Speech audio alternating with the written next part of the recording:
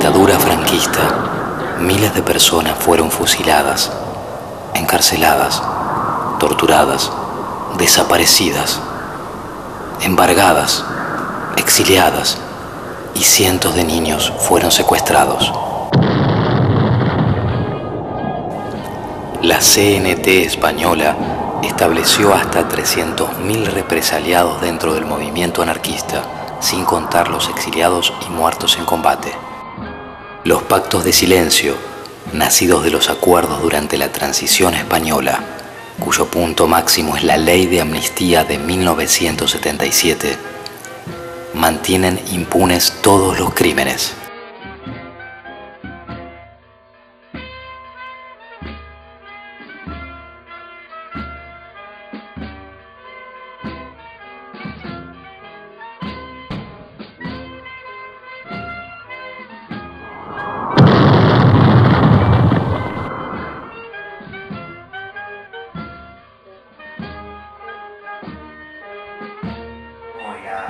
La presentación de la denuncia de la CNT, el juicio que tramita acá en Argentina.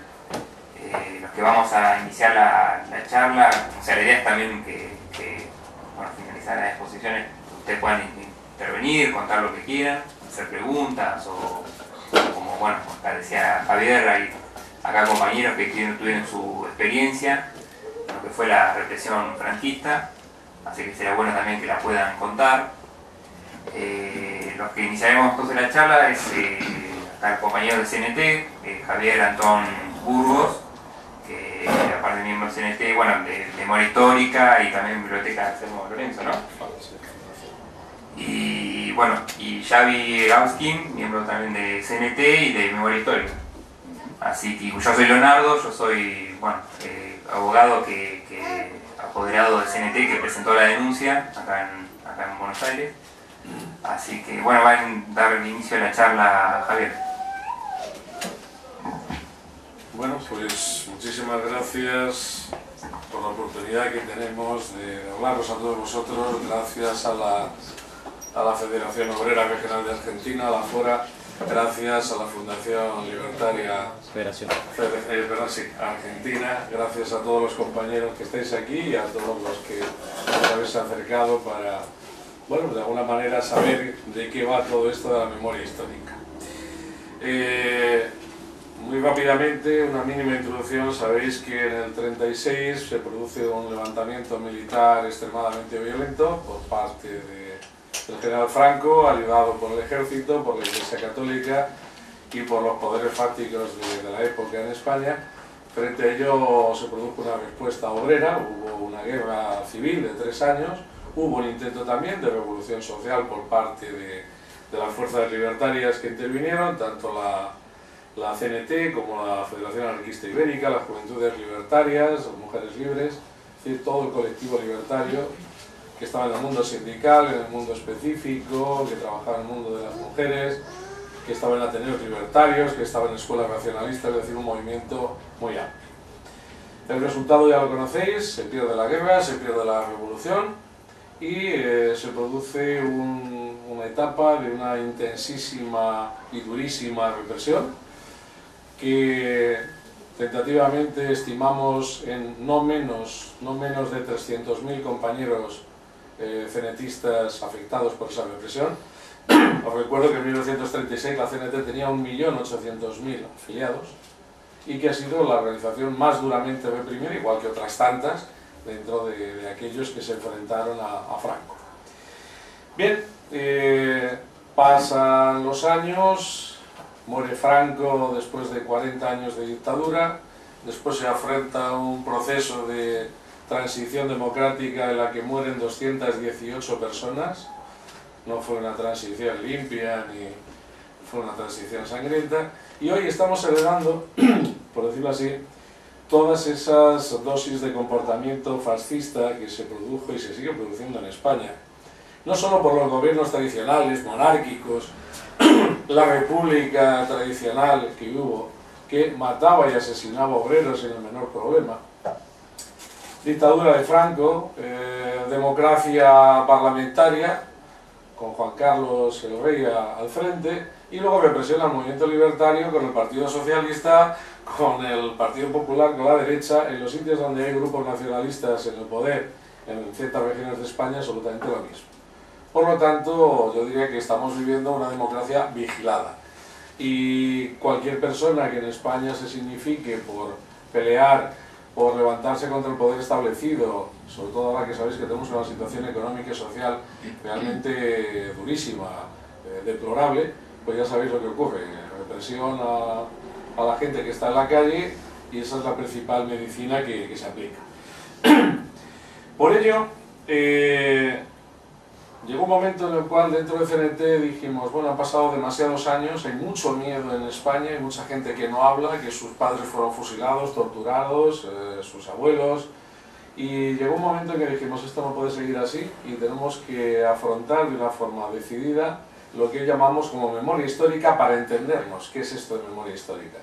Entonces, memoria histórica no es ni más ni menos que reivindicar la actuación de todas aquellas personas, hombres y mujeres, en nuestro caso de libertarios, de la CNT, que dieron su vida por una humanidad libre, por una sociedad sin desigualdades, con una sociedad totalmente distinta a la que les tocó vivir, de miseria, penuria, represión, dictadura. Esta reivindicación es, por decirlo así, el mejor homenaje que muchos pensamos que podemos hacer a todos aquellos que nos precedieron en la lucha, en el combate por la libertad. Y dentro de ello pues tenemos una casuística enorme: fusilamientos, desapariciones, torturas, miles y miles de años de cárceles acumulados, gente muerta en campos de concentración y campos de trabajo, campos de exterminio, trabajo esclavo, violaciones, desapariciones de niños pequeños. Es decir, como estáis viendo, pues algo que decir esto en Argentina os suena mucho más que en otros lugares, porque lo habéis padecido y lo habéis sufrido hace muy poquito tiempo. Memoria histórica de CNT, por decirlo de alguna manera, es el esfuerzo de la organización confederal por crear una estructura estable de reivindicación de todo este conjunto de crímenes en diferentes planos de pelea, en el plano cultural, en el plano de la reivindicación de la buena memoria, del buen nombre de todos estos compañeros y compañeras que fueron represaliados. Muchos de ellos aparecen, como vais a ver a continuación, bajo la terminología de ladrones, bandoleros, bandidos, cuando lo único que estaban haciendo era tratar de pues tumbar aquella dictadura que duró 40 nefastos años. Bien, memoria histórica de CNT es un esfuerzo de toda la organización confederal. La estructura es un grupo de trabajo militante, no remunerado. Todos los que estamos en ella utilizamos los recursos que están a nuestro alcance, nuestras vacaciones, pocas horas de descanso y pocas horas de sueño. En fin, estamos haciendo todo lo que podemos y más. Hay un grupo de trabajo estable de más de 20 y tantas personas dentro del CNT, y luego las diferentes federaciones regionales de la CNT en España pues ya se están constituyendo grupos de trabajo. Esos grupos de trabajo son compañeros que tienen interés por esta temática, muchos de ellos tienen formación específica en el campo de la historiografía, en el campo del mundo documental, de los archivos, y la última gran aportación que hemos podido llevar a cabo es un grupo de especialmente compañeras que son arqueólogas con experiencia profesional y que son las encargadas de, desde la posición de CNT, empezar a intervenir en los procesos de exhumación de fosas. Bien, para que os hagáis una idea de la dimensión del fenómeno que estamos reseñando, pues bueno, al juez Garzón le llegaron 150.000 referencias de personajes represaliados durante el franquismo, partiendo especialmente de un archivo estatal del Ministerio de Cultura o de Educación y Cultura, localizado en la ciudad de Salamanca. Pero sabemos que esa cifra no es representativa de la realidad. Nosotros estimamos que solamente del campo cenetista tenemos 300.000 represaliados. A ello le añadimos todos los de otras organizaciones, sindicatos, partidos, etcétera, y la cifra es bastante mayor. Lo más... yo hay veces que se me calienta la boca, como decimos en España, procuro ajustar lenguaje o lenguaje académico, pero lo más asqueroso de todo esto es que todavía debemos tener 200-300.000 compañeros de lucha tirados en cunetas, en pozos, en simas, en cuevas, como si hubiesen sido alimañas, y obviamente tenemos que pelear por reivindicar la memoria de todos ellos, localizarlos, aplicar ADN, contactar con las familias, porque ya hay gente que su familia no existe. Ahora estamos encontrando terceras y cuartas generaciones, nietos y bisnietos, que quieren saber qué pasó con su abuelo, con su bisabuelo, con su padre, dónde están, porque hay muchos de ellos que no se sabe dónde está, no se sabe qué ocurrió.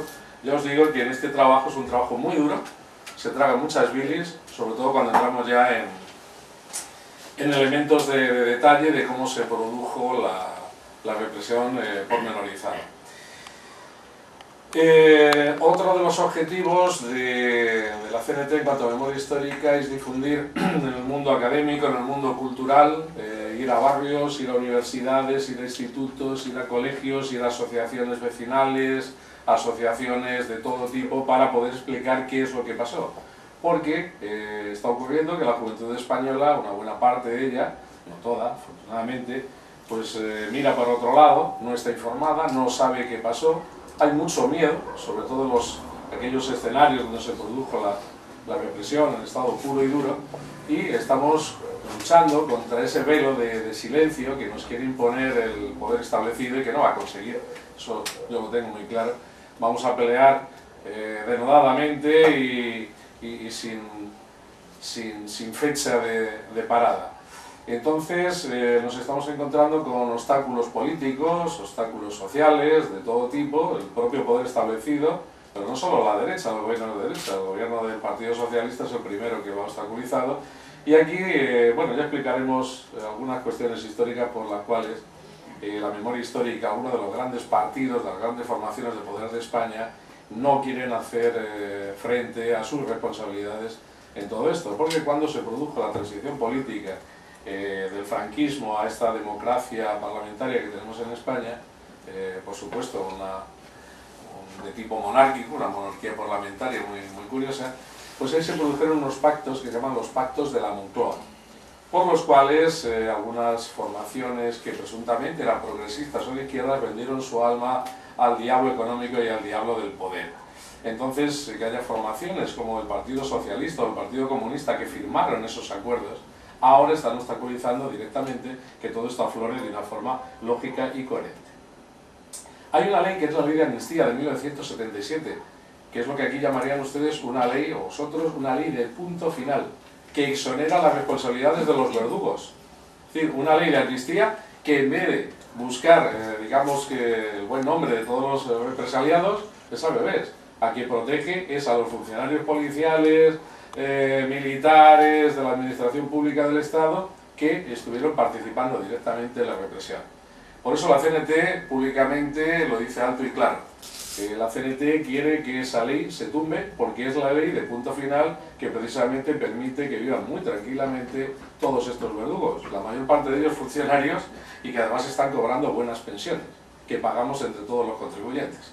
En fin, bueno, como estáis viendo, el poder muestra sus mismas caras de siempre, y aquellos que se codean con ese poder, pues sí, consiguen ciertas cotas de poder personal, es lo que en España llamamos el pesebre, es decir, vivir pegados a la basura, pero bueno, pues tienen unas buenas condiciones de vida algunos de ellos, ¿no? Nosotros somos muy críticos con todo este tipo de posicionamientos. Y bueno, ¿qué es lo que ocurrió hace aproximadamente 2 veranos? Verano y medio.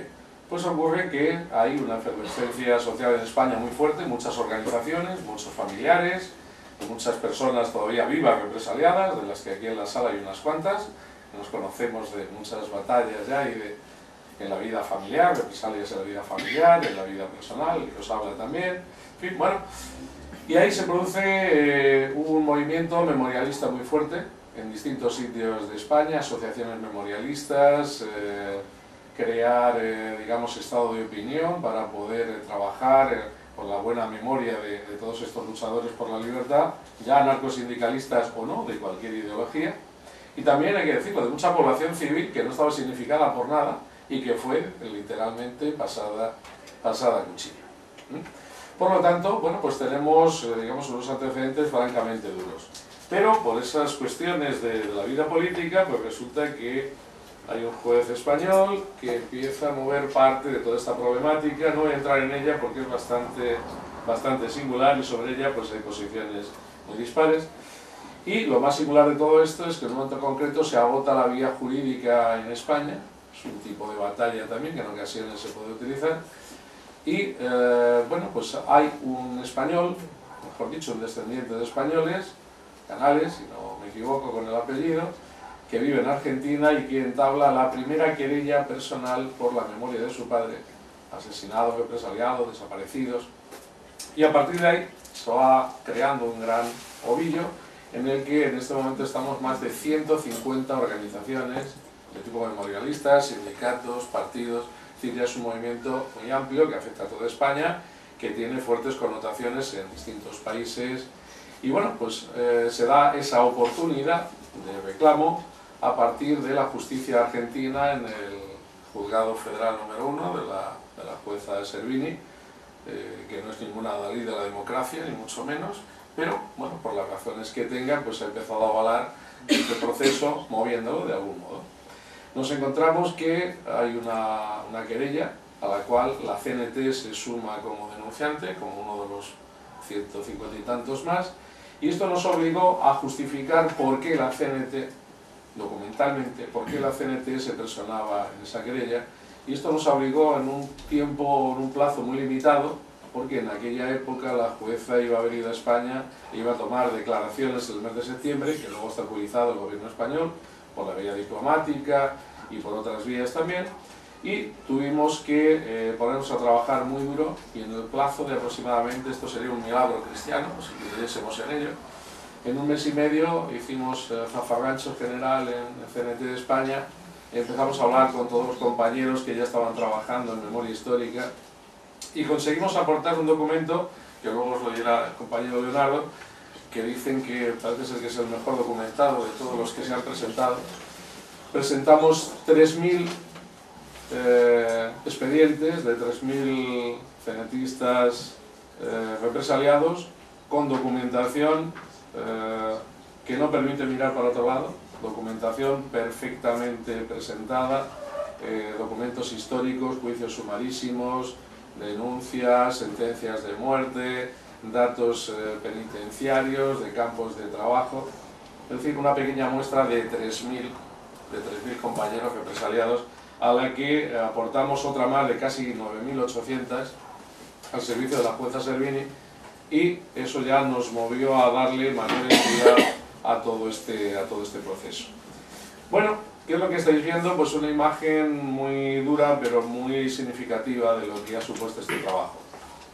Por ejemplo, esto que estáis viendo aquí es uno de esos juicios sumarísimos, todos finalizados con condena de muerte ejecutada, de compañeros anarcosindicalistas, Ejército Español, que era el que ejecutaba toda la instrucción de estos sumarios, y no sé si os alcanza a la vista, Jefatura Superior de Policía Gubernativa Nacional.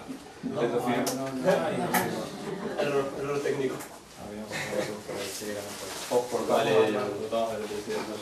A ver, ¿cómo hacemos? ¿Cómo hacemos? Tratar la computadora de vuelta. Ah, no, sí, eso. Volvieron las paredes. Filtrado en la pared.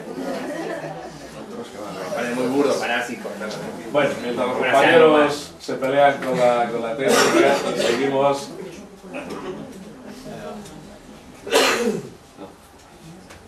El mismo problema de antes. Ahora ya está, perfecto. No toquéis. El micrófono. Ya tranquilo, no toquéis. Gracias por la colaboración. Gracias por la colaboración.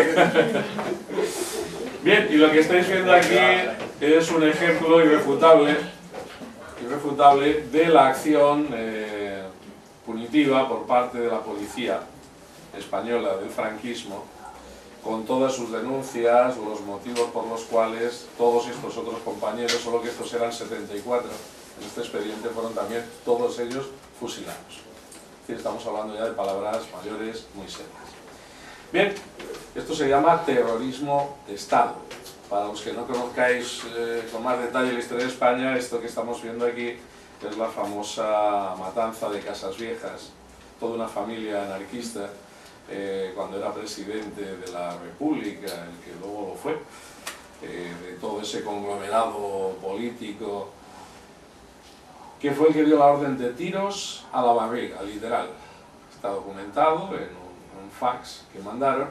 Todo esto que estáis viendo aquí son compañeros libertarios de Cataluña, fusilados y torturados previamente. Este compañero que veis aquí, bueno, si alguien no lo soporta, son cosas muy duras. Este compañero le arrancaron en vivo los ojos y los testículos. Pero la orden no la dio Franco.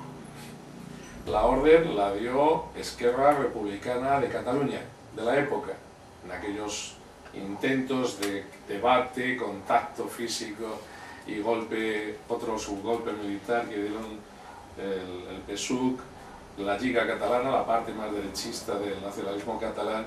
Y aquí lo que estáis viendo, pues una de las gentes más odiadas en España, que son los requetés, esos militantes de ultraderecha, muy católicos, muy familiares, muy antiaborto, muy ante todo, que son los que se dedicaban a fusilar directamente a población civil, estuviera implicada o no lo estuviera. Bien, discúlpame, ¿estás hablando de los 30 o estás hablando del posterior? Aquí estamos hablando ahora mismo de 36 en adelante. Está bien. Llamamos proceso. No, Casas Viejas es un poquito anterior. Pero vamos, es la misma línea de terrorismo de Estado que sufre todo el movimiento libertario y que con ocasión del golpe militar de Franco se ceba en todas las organizaciones, pero nosotros hablamos de la nuestra hoy. No, está bien. ¿Me explico? O sea, claro, aquí son todos igual de muertos, igual de torturados, igual de represaliados, pero hoy vamos a hablar de los libertarios en particular, con el mismo respeto para el resto de todos los compañeros que fueron represaliados de otras organizaciones, faltaría más. Bien, entonces lo primero que nos hemos encontrado es que no teníamos datos. Todos estos datos hay que organizarlos. No puede ser que el Estado nos dé unos datos y nos los dé datos parciales y diga lo que quiera, o significados militantes de la CNT, no exista su expediente, cuando uno de ellos llegó a ser ministro de la República y era más conocido que absolutamente, bueno, caso de Segundo Blanco, pero sí existe su expediente como masón, es decir, la administración nos está toreando, nos está dando las informaciones que le parece, otras las está ocultando, y nosotros lo que pretendemos no es ni más ni menos que llegar a una serie de aplicaciones. Reparación moral, reparación legal, de la que os hablará luego Leonardo, reparación económica, reclamaciones legales, contenciosos, conocimiento histórico, establecimiento de hechos.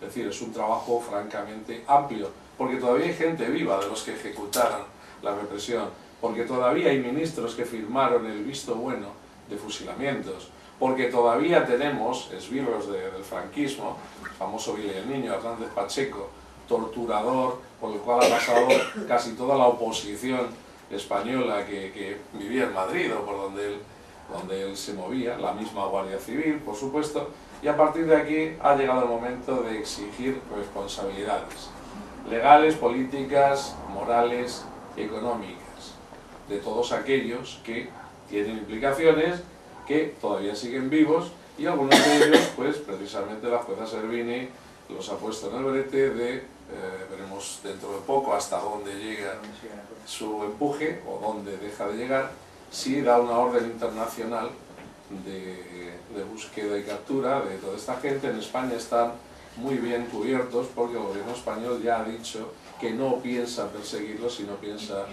Entonces, bueno, veremos a ver qué es lo que ocurre. En CNT, os decimos la verdad, no tenemos grandes esperanzas de que aquí vaya a ocurrir nada de grandes dimensiones. En la medida en que esto se pone en manifiesto y llega a la opinión pública, nos parece muy oportuno que la CNT esté en ello, por supuesto. Pero esta es una parte de la memoria histórica. La otra parte es el trabajo, para no aburriros, en todos los grandes centros documentales y archivos que existen en España. Y como veis, aquí hay millones y millones de datos en los cuales ya estamos trabajando, nos estamos presentando en archivos civiles, archivos militares, archivos penitenciarios, en fin. También nos toca pelearnos con la Iglesia Católica porque es la que oculta muchísimos datos, no olvidéis, es la que cuando les pareció oportuno no expedían un certificado de defunción, y en algunos casos nos encontramos causa de la muerte, pérdida de masa encefálica, es decir, vergonzante para todos los que, y las familias y todos los que sufrían ese tipo de represión. Bien, pero al final lo más importante para nosotros es cómo vamos a hacer eso, cómo vamos a pelearlo. Esto que ves es una presentación más o menos académica, pero lo fundamental es lo que queremos hacer. Sabéis que la Fundación Anselmo Lorenzo es, por decirlo así, la parte cultural de la CNT. Yo estoy en la junta directiva y soy el que ha diseñado este famoso fichero, donde nosotros vamos a incluir todos los datos de todos los militantes de la CNT, FAI, Juventudes Libertarias, Mujeres Libres, Ateneos Libertarios, que fueron afectados por represión. Para esto necesitamos un equipo técnico muy fuerte, estamos trabajando en ello, en la base informática, y os diré que toda la estructura de cada dato personal, porque a nosotros cada vez vamos teniendo, llevamos una media de casi 40-60 demandas mensuales de información que nos piden familiares de represaliados y que todavía no podemos saber qué ocurrió. Y en ese caso lo que pretendemos es hacer una ficha personal de cada uno de nuestros compañeros represaliados, sus datos, datos de militancia. Muchos durante la guerra de nuestros militantes estuvieron militarizados, estuvieron peleando en los frentes, muchos de ellos pasaron luego a la guerrilla, que en España se llama maquis, sobre todo aquellos que subieron a las montañas, los que llaman los del monte, aquellos aguerridos compañeros que algunos llegaron a soportar hasta casi los años 50, llegaron casi a estar 15 y 20 años algunos de nuestros compañeros peleando en los Pirineos, en León, en las montañas cantábricas, en el sur de España, en Andalucía. Algunos de ellos, y aquí tenemos alguna familiar de sindicalistas españoles de la CNT que estuvieron en la resistencia francesa. Os recuerdo, para nosotros es muy conocido, pero hay gente que no lo sabe. La división Leclerc, la que entra y libera París, todos los que van en los tanques son de la CNT, curiosamente, ¿verdad? Bien, después el duro exilio de los pocos que pudieron escapar muchas veces, viviendo en condiciones infrahumanas, durísimas, a veces con la familia, otras veces sin la familia, represión de las familias dentro del franquismo en España. A partir de aquí, pues nosotros hemos confeccionado unas fichas técnicas que llevan hasta casi 200 datos personales. Y la primera etapa va a ser de 100.000 compañeros hasta donde vamos a alcanzar. Son 600 millones de datos. Con lo cual pretendemos tener una base histórica importantísima para todos aquellos que quieren saber qué ocurrió con su padre, con su abuelo, con su bisabuelo, poder ofertar una base de información que hoy no hay y que el propio Estado en ocasiones no sabe ni lo que tiene o no quiere dar. Entonces estamos tratando de ejecutar esa primera vía de reparación a todos estos compañeros que muchos de ellos ahora están apareciendo cuando se exhuman algunas tumbas, pues algunos compañeros que se han podido detectar, la famosa tumba de los ferroviarios, había un compañero que le mataron con su propio carnet de ferroviario del sindicato CNT, que es por lo que hemos sabido que era él. Ahora, ¿era él o el que estaba al lado o detrás, al margen?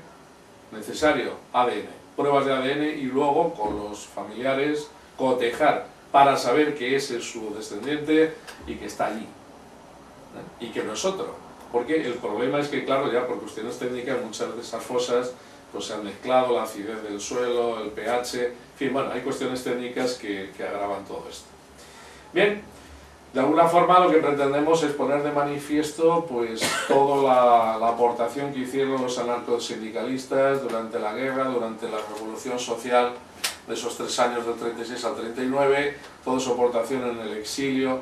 Entonces, bueno, de algún modo tenemos por delante un desafío de tal calibre que pedimos la ayuda a todos aquellos que podáis y que queráis sumaros desde el país del mundo que estéis, como si estáis en la galaxia, donde sea, podéis ayudar porque este es un trabajo realmente solidario, realmente internacionalista, realmente trabajo de clase trabajadora, porque nosotros seguimos considerándonos clase trabajadora. Llevemos corbata o llevemos un mono de trabajo, nos da igual, nosotros seguimos siendo de uno de esos dos tipos, los que viven a costa de los demás y los que viven a costa de su esfuerzo. Y creo que en CNT somos de los que vivimos a costa de nuestro esfuerzo. Esto que estáis viendo es la sentencia de muerte de Cipriano Mera, un conocido anarcosindicalista español, que llegó a ser general del 4º Cuerpo de Ejército de la República Española. Él era albañil.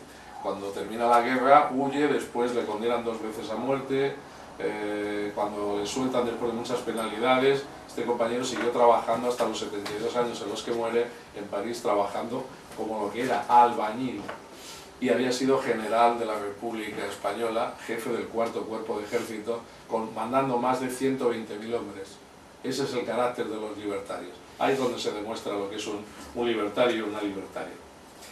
Bien, siguiendo esta línea, pues para no abrumaros con más datos, aquí traemos un dato de un compañero muy querido porque está vivo, Félix, 97 años, uno de los compañeros más gallardos que tenemos todavía vivos, de los 50, 60 que quedan de los veteranos que estuvieron en todos estos hechos. Félix Padín Gallo, un compañero vasco, cenetista vasco, campos de concentración, batallones de trabajo, él estuvo en batallones de combate con cargo de oficial, estuvo en campos de exterminio. Hay que decir también que muchos compañeros de la CNT terminaron en Mauthausen, en Dachau, en Azerbaiyán. Es decir que, bueno, tenemos, por desgracia, el primer puesto en el ranking de la represión de todo el campo del bando republicano durante la guerra. Y aquí, bueno, pues hemos podido darnos cuenta que se equivocó el ejército y por eso salió 3 días antes, a partir de una varicocelia. Significa una obstrucción severa con septicemia del aparato genitivo urinario. Es decir, le mandaron a casa a morir, porque ya no le podían explotar, no tenía capacidad de trabajo. Es decir, esto no solamente se hizo en Alemania, se hizo en España también. Bien, todo esto que estáis viendo aquí son salidas de información de la primera parte de este archivo. Como estáis viendo, todos estos son los datos que nosotros aportamos a la jueza Servini, todos ellos documentados con PDFs de fotos, de imágenes, de documentos. Esto es innegable, no lo puede negar nadie, porque además son documentos oficiales de la Judicatura Española, del Ejército Español, de la Policía Española. No pueden negar que fueron ellos, porque son sus propios documentos firmados con los instructores, los capitanes, todos los oficiales que intervinieron en ello. Bien, como veis, podemos poner, yo que sé, muchísimos casos, ¿no? Este es bastante duro, Ubrique, un pueblo del sur de España, de Huelva, que fue uno de los lugares de España donde la represión fue totalmente inmisericordia. Aquí hemos detectado otras cosas, ¿no? En algunos sitios murió gente que el más mayor tenía 24 años y aquí ya se fusilaron a menores de edad, con menos de 16. Es decir, estamos hablando ya de genocidio, de exhumanidad, de crímenes que no prescriben y que, como tal, tenemos que pelear por públicamente decir quiénes fueron los que lo hicieron, que les caiga lo oprobio sobre ello, el desprecio, y de alguna manera también lavar y recordar la memoria de todos estos compañeros. Todo esto son sentencias de muerte del 1 de julio del 37. Aquí tenemos muchos casos que nos hemos encontrado cuando estamos investigando, muchos desaparecidos,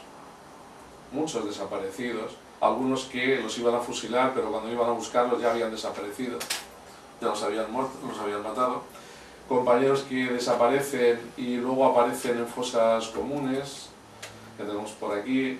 Casos también, bueno, pues de Lola González Pinto, una de nuestras grandes mujeres libertarias, es detenida en el 37 y regresa en el año 51 a su casa, fusilan al marido, a los hijos, a los 2 hermanos, es decir, esas mujeres gallardas, esforzadas de la clase obrera española que demostraron siempre lo que fueron, mujeres abnegadas. Bien, no quiero entrar en situaciones más duras a la hora de explicar en qué consistió la represión, pero como veis, desapariciones, la ley famosa de fugas, queda usted libre, y se la vuelta y se va corriendo, y en ese momento le breaban a balazos. Todo ese tipo de fórmulas inhumanas y que podemos calificar de la forma más despreciable se aplicaron en la España de Franco. Bien, aquí tenemos muchos otros ejemplos, como eran multas, incautación de bienes, desapariciones generales, asesinatos por sacas, es decir, gente que estaba en las cárceles, era extraída por policías y por militantes de la Falange, es decir, los partidos de la derecha, directamente los asesinaban allí, los tiraban en las paredes de los cementerios o en las paredes de las propias cárceles. Es decir, tenemos una casuística enorme de verdaderos actos de barbarie. Y otra imagen muy significativa de lo que es una dictadura son las delaciones presuntamente oscuras para evitar las responsabilidades. Esto que veis aquí se llama la causa general. La causa general es el gran archivo del franquismo, donde todos los datos que consiguieron, toda la información estaba ahí reflejada. Todos estos que veis aquí en color naranja son compañeros cenetistas represaliados y fusilados, con denuncias anónimas. Fijaos, ni Estado de Derecho, ni detención legal, ni ilegal, ni ayuda de letrado, directamente lo más sórdido de todo un modelo de Estado.